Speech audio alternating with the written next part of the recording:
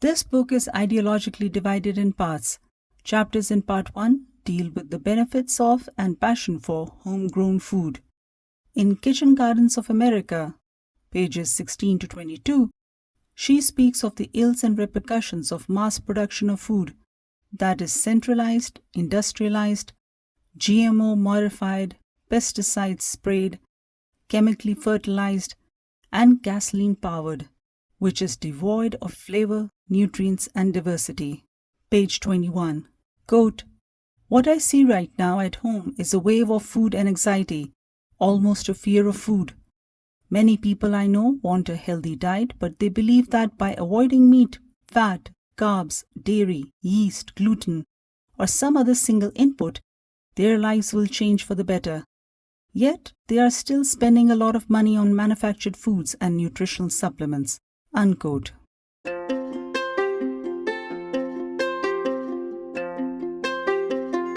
She's a gardening child.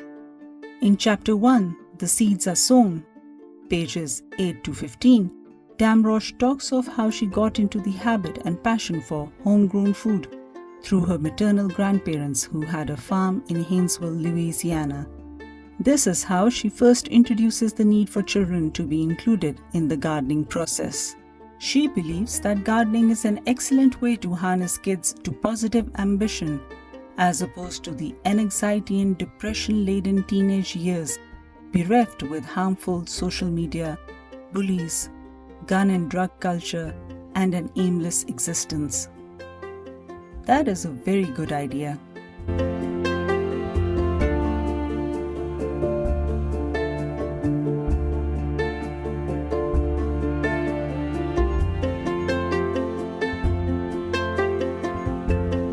Furthering this, she believes in promoting gardening in schools.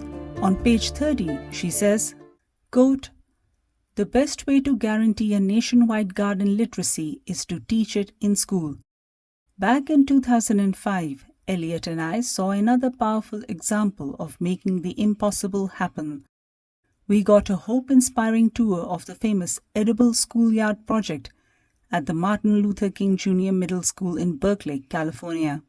An urban school with few resources, it didn't have a lunch program.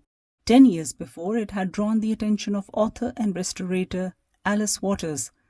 Then, fortunately, its principal Neil Smith caught Waters' visionary spark.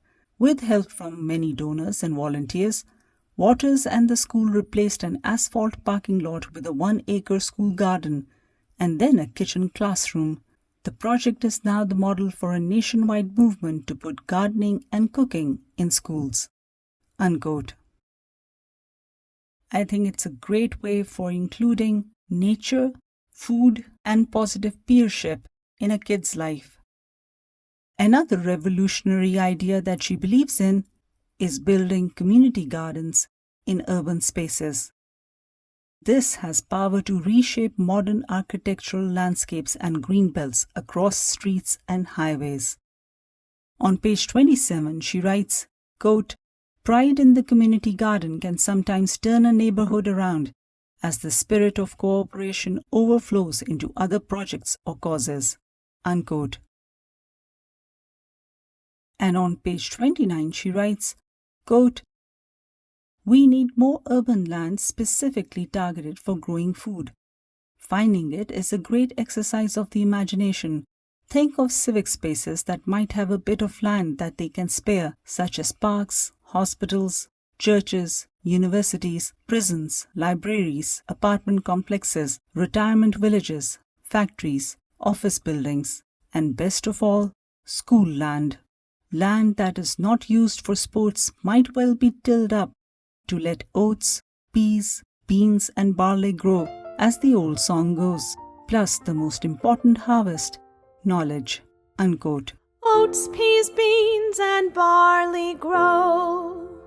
Oats, peas, beans, and barley grow.